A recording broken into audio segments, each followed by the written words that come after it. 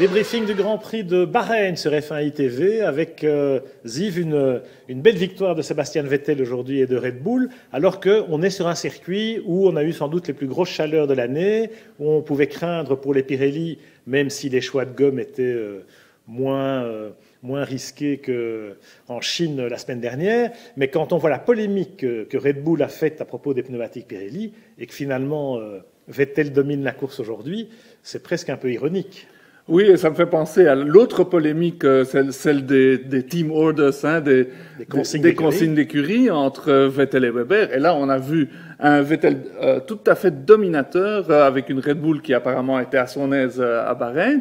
Et où était Weber? Il termine 7e. Et donc, je pense un tout petit peu comme Helmut Marko que Weber, bon, c'est vrai qu'il joue la victoire 1 ou 2 ou 3 fois par année maximum, mais pour l'ensemble du championnat, c'est quand même sur Vettel qu'il faut compter. J'ai vu une petite phrase de Marco que je trouvais assez marrante ce week-end, où il dit « En Formule 1, on ne compte pas ses amis, on compte les points ». Alors c'est vrai que c'est très pragmatique, mais c'est malheureusement un peu vrai. Cela dit, je voudrais nuancer sur Mark Webber, parce que si on se souvient quand même de la polémique de la Malaisie, où Vettel ne respecte pas un ordre de l'équipe, s'il le respecte, eh bien Weber et Vettel sont à égalité de points après le Grand Prix de Malaisie. Or, à cause du fait que, quelque part, Vettel vole, non pas 7 points, mais 14, évidemment, parce que c'est 7 points dans un sens et 7 points dans l'autre, vole, entre guillemets, 14 points à Weber, ben Weber se retrouve un peu un genou à terre. En Chine, il est accablé par la malchance, Marc, hein, on ne peut pas vraiment lui reprocher ce qui est arrivé là-bas. Et du coup, il se retrouve avec la moitié des points de Vettel au championnat. Et voilà, en gros, la messe est dite.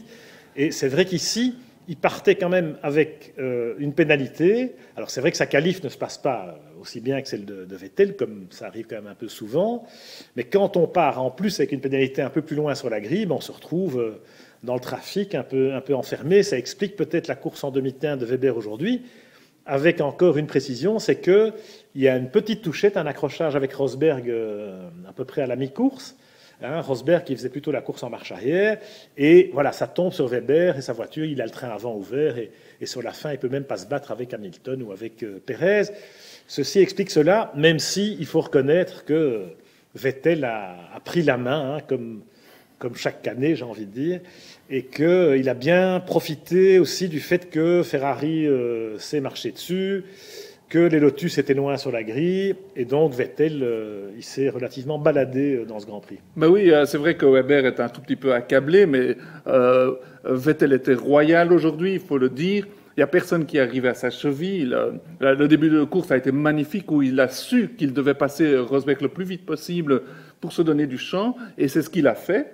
Et puis après, la victoire a été facile, dominatrice, donc il y avait quelque chose à faire avec cette Red Bull aujourd'hui. C'est clair que là, il prend un peu le championnat en main, même si la saison est encore longue, et qu'il y a quand même des adversaires. Alors, ce qui était intéressant en début de course, c'est cette formidable bagarre, parce que Rosberg était moins vite.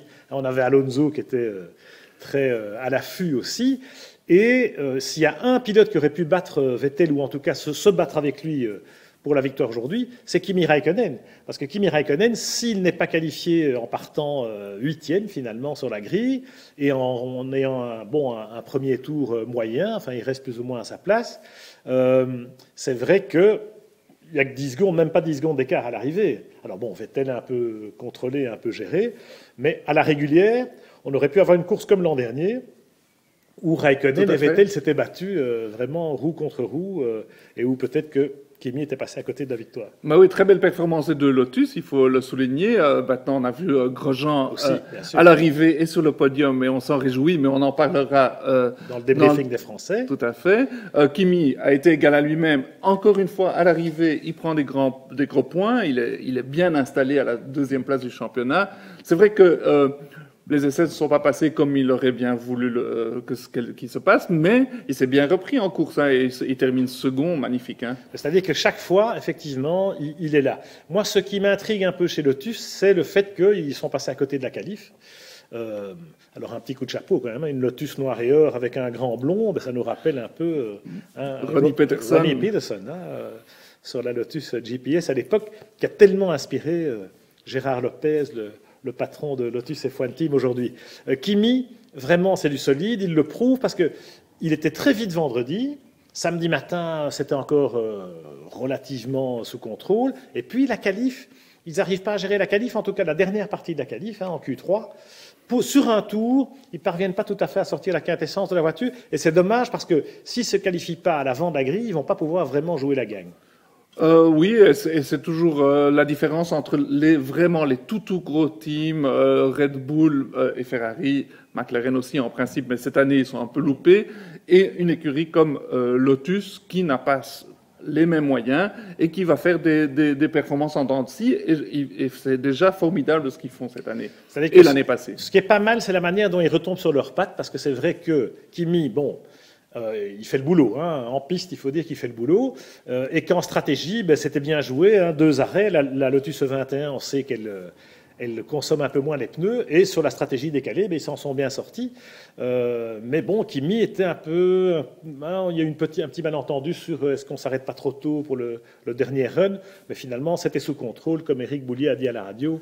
Effectivement, dans le chef de Romain Grosjean, le fait de partir en pneu neuf n'a pas vraiment marché, puisqu'il a ramassé des débris, il a quand même dû s'arrêter assez tôt sur le premier relais, mais il partait en pneu dur, ça lui a permis de finir la course en pneu tendre, et de quelle belle manière. Magnifique. Et chez Lotus, le fait qu'ils aient raté leur qualif, entre guillemets, ça les oblige à avoir beaucoup d'imagination au niveau stratégique, et puis aujourd'hui, ça a quand même pas mal marché. Les 2 voitures sur le podium, je crois qu'ils peuvent être très contents. Pour Romain, c'est génial. Il a fait une très belle course, il n'a pas fait d'erreur, il a été agressif quand il le fallait, et magnifique, on espère voir le Romain qu'on a connu. Alors Lotus 2e au championnat des constructeurs, donc c'est quand même pas mal à ce stade de la saison. Eric disait, oui, espérons que ça nous permette aussi de convaincre des sponsors pour garder le momentum, parce qu'on sait que c'est ça qui nous inquiète un peu sur Lotus, même si l'an dernier, ils étaient quand même parvenus à rester dans le coup à peu près jusqu'en fin de saison, mais on sent quand même qu'il n'y a pas tout à fait les mêmes ressources, en tout cas financières, que dans les 3 top teams, ou peut-être 4 même avec Mercedes cette année. La question elle est là, parce que la constance de Raikkonen elle est indiscutable. Ce qui est un peu dommage, c'est des hauts et des bas dans la gestion, surtout des qualifs. Il faudrait que Lotus arrive à gérer le week-end de A à Z avec 2 voitures pour vraiment être candidat au titre. Et tu viens de nommer Mercedes, et là, effectivement, on pourrait se poser des questions parce qu'ils font une pole magnifique avec Rosberg, qui a devancé son coéquipier Hamilton, et devancer Hamilton en qualif, c'est pas donné au premier venu. Souvent, ouais. Là, ils ont fait tout ce qu'il fallait faire, et puis en course, ils ont fait une course à reculons, pour ainsi dire. Dans le chef de Rosberg, oui, mais pas Hamilton. Hamilton, il fait une course d'attaque. Alors c'est vrai qu'en début de course, Hamilton, il est à la rue, il n'était même pas dans le top 10. Beaucoup de mal, disait-il, avec le premier train, avec la voiture avec le plein d'essence, où ça dégradait très vite les pneus arrière. On l'a vu avec Rosberg aussi, qui n'a quand même pas fait illusion très longtemps en tête. Mais le pauvre Rosberg, il résiste, il fait ce qu'il peut, mais voilà, jusqu'à la fin du Grand Prix, il perd du grip. Et cette Mercedes continue à souffrir des mêmes maux que l'an dernier, c'est-à-dire sur un circuit de motricité comme ici à Bahreïn, les pneus arrière ne tiennent pas. Hamilton, je ne sais pas quel a été le coup de baguette magique. Peut-être un petit réglage lors d'un pit stop où Lewis, qui a adapté son pilotage, et au fur et à mesure que la voiture s'allégeait, il est parvenu à tirer la quintessence des pneus. Mais quand vous voyez la deuxième moitié de course de Lewis, elle est exemplaire, c'est ce qui lui permet d'aller chercher la 5e place. Oui, c'est hyper décevant de Mercedes, parce que quand on voit que Rosberg fait la pole assez facilement, et Vettel l'a souligné qu'il était intouchable, alors on peut s'imaginer que c'est vrai, l'usure des pneus va être plus conséquente que les autres, mais ils vont quand même jouer le podium. Mais non, ils se retrouvent vraiment, comme tu dis, à la rue, et puis Hamilton se retrouve qu'en deuxième partie de la course, et puis il termine 5e, mais c'est quand même décevant pour une équipe comme Mercedes. Oui, mais enfin 5e en partant de la 9e place pour Hamilton, puisqu'il prend la pénalité avec la boîte de vitesse, c'est quand même une réussite. Pour Nico, 10e quand on part de la pole, il était très déçu, Nico Rosberg, d'autant plus que psychologiquement, c'est vrai que prendre l'ascendant sur Hamilton en qualif, c'est quand même une gommette, parce que jusqu'à présent, ce n'était pas le cas. Il avait été accablé aussi par la malchance, Rosberg, et là, c'était l'occasion de marquer les esprits. Malheureusement, il l'a fait le samedi, et c'est le dimanche qu'on marque les points. Oui, mais qu'est-ce que c'est ce mal des Mercedes? Depuis 3 saisons, ils n'arrivent pas à faire fonctionner leurs pneus, leurs pneus arrière. En tout cas, ils ont une bien plus grande usure des pneus que les autres. Enfin, avec toutes les têtes pensantes qu'il y a chez Mercedes, c'est quand même fort décevant. En attendant, Hamilton est 3e du classement du championnat pilote, hein, donc il limite bien les dégâts. Et on va voir effectivement si Mercedes a les capacités de réagir, ce qui n'avait pas été le cas l'an dernier, où ils avaient fait un très beau début de saison aussi, il faut s'en rappeler, hein, avec la victoire de Rosberg en Chine. Rosberg était encore dans le coup, il fait encore 2e à Monaco. Et puis c'est après qu'il plonge. On ne leur souhaite pas ça cette année-ci. Ceux qui ont plongé ce week-end entre le samedi et le dimanche, à l'inverse c'est Ferrari. Ferrari, qui avait quand même bien réussi sa qualif, hein, avec Alonso 3e, et on voyait qu'il riait dans sa barbe parce qu'il sait que les voitures marchent mieux le dimanche que le samedi. Felipe Massa, qui avait fait un choix stratégique assez osé, hein, pour partir en pneus durs. Et malheureusement, tout ça tombe à l'eau aujourd'hui. C'est vrai que chez Ferrari, c'était vraiment très, très dommage parce qu'à l'issue des essais, Alonso était très confiant. On le sentait, il allait jouer la victoire, ça c'était certain. Sur le premier relais, il est là. Hein. Il est là, il se bat. On connaît Alonso, il ne lâche rien. Donc on pouvait très bien imaginer, si pas la victoire aujourd'hui, en tout cas une seconde ou une 3e place, avec des gros points pour le championnat. Et là, patatras, un problème d'aileron arrière. Une réaction un peu bizarre du stand qui le font rentrer 2 fois au lieu de le laisser continuer comme ça. Bon, il accroche encore, je crois, la 8e place et 4 points. Très dommage pour le championnat. C'est-à-dire que, voilà, ils auraient fait un seul arrêt pour le DRS et pas 2, mais ils pouvaient jouer au mieux, au moins à la 5e place, si pas mieux. Et donc là, on peut se poser des questions, effectivement, sur la stratégie chez Ferrari, parce que c'est de nouveau, malheureusement, là qu'il y a des petits manquements.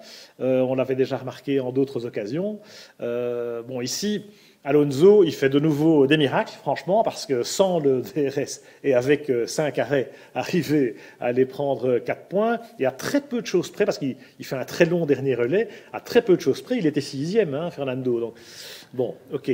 C'est très embêtant parce que Alonso, il mérite son 3e titre, tout le monde est d'accord, et il est temps que Ferrari le lui donne, ce 3e titre. Et apparemment, cette année, la voiture est mieux née. Elle a été conçue, entre autres, dans la soufflerie chez Toyota à Cologne. Donc, les bases sont bonnes. Mais maintenant, ils viennent de brûler leur 2e joker. Un championnat se joue sur la fiabilité aussi. Et 2 fois sur 4, un problème. Ça commence à bien faire pour Alonso. Enfin, il est là quand même. Hein, il s'accroche au championnat. Prochain Grand Prix à Barcelone. Bon.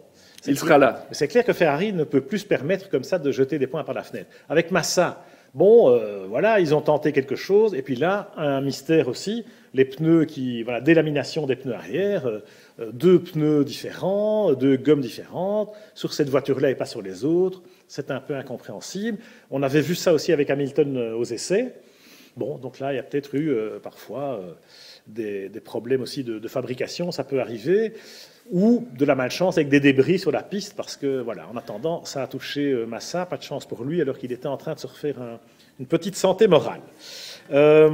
McLaren, mon cher, parce que Mercedes, on a évoqué le cas d'Hamilton et de Rosberg, McLaren, il se qualifie limite dans le top 10 et encore d'extrême justesse avec Button, je dirais presque par miracle. Et puis en course, ils sont là. Oui, c'est incroyable. Button, il se qualifie de justesse en Q3 et alors il crie de joie dans son casque. Alors c'est inimaginable. Avec une McLaren, il faut jouer la pole, en principe. Mais en course, ça a été très sympa de voir les 2 coéquipiers se bagarrer de la sorte. Ça n'a pas toujours été du plaisir de Button, évidemment, de voir son coéquipier Pérez l'embêter comme cela. Mais c'est sympa de voir Pérez se réveiller, devenir vraiment un pilote de pointe. Et là, moi, je me suis bien amusé. C'était très intéressant, franchement, cette bagarre entre les 2 McLaren, où là aussi, un peu comme chez Mercedes, la course est passée en 2 temps, avec une voiture qui marche en première moitié de Grand Prix et l'autre dans la seconde moitié. En l'occurrence, Button était mieux en début de course, Pérez termine en trombe. Pourquoi? Là encore, des petits choix stratégiques. Les trains de pneus aussi, qui sur Bahreïn, ça avait beaucoup d'importance. Hein. Des pneus neufs ou des pneus usés, ça pouvait changer pas mal de choses. Moi, franchement, j'étais pas convaincu par Pérez jusqu'à présent. Là, il fait une course formidable. Et ce que j'ai aimé, c'est...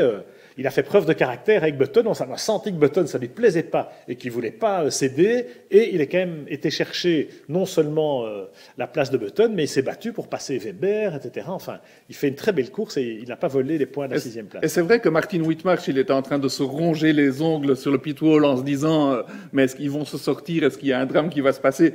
Mais finalement, ça prouve que 2 pilotes sensés ne se sortent pas et qu'il faut les laisser se battre et ne pas donner des consignes d'équipe pour une 6e, 7e place éventuelle et même pour un podium. Laissez-les se battre. Et qu'on va avoir un peu d'émulation cette année chez McLaren entre Button et Pérez.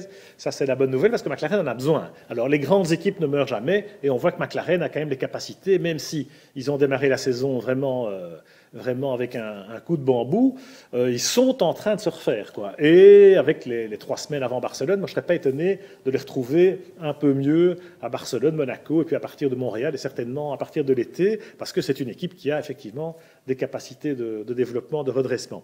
Pour l'instant, en attendant, ils sont quand même derrière au championnat par rapport à Mercedes et même Force India. La mieux placée des équipes en moteur Mercedes, c'est Force India. C'est quand même un peu le monde à l'envers. Quand on n'oublie pas quand même que Force India a aussi largué des points avec l'histoire des écrous en Malaisie, alors qu'ils étaient largement dans les points. Là, ils ont 2 voitures en 3e ligne.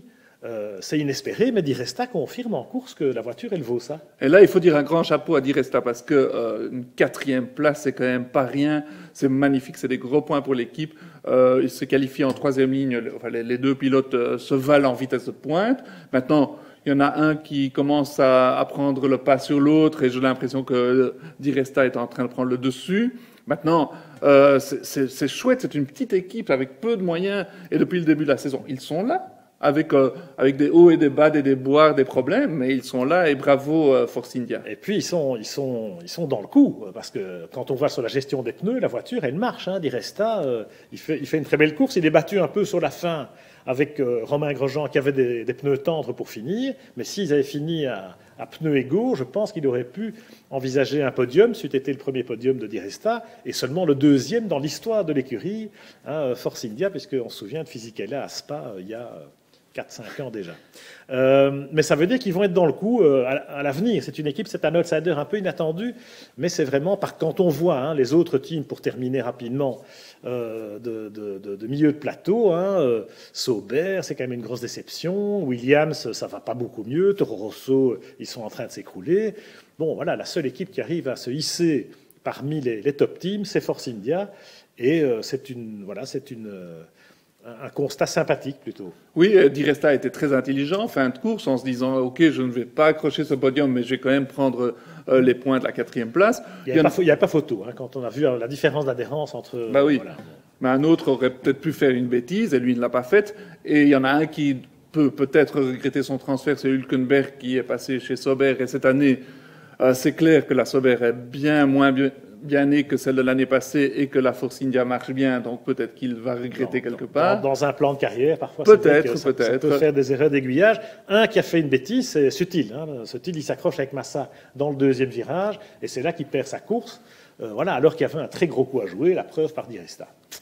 C'est dommage. Et puis, notre ami Pastor Maldonado, qui fait une course pas mal, qui termine 11e. Mais bon, peut-être, on espère quand même pour l'écurie Williams qu'il y a un peu de mieux en route. Alors, réponse à Barcelone, puisque le prochain Grand Prix, c'est en Espagne. L'an dernier, Maldonado, il sort d'on ne sait où cette vitesse et cette performance exceptionnelle, cette première ligne qui devient pole position, et puis cette course où il domine Alonso. Enfin bon. Tout à fait à la régulière. À la régulière, en effet. En cyclisme, on aurait dit il était chargé comme une mule. Eh bien non. Même si c'était un exploit un peu isolé, est-ce que Williams va être capable de redresser la barre et de revenir à un niveau décent en compétitivité à Barcelone? Eh bien, ce sera sans doute une des interrogations de notre prochain débriefing, mon cher Ziv. On se retrouve demain sur F1 ITV, évidemment, pour parler de nos 4 mousquetaires.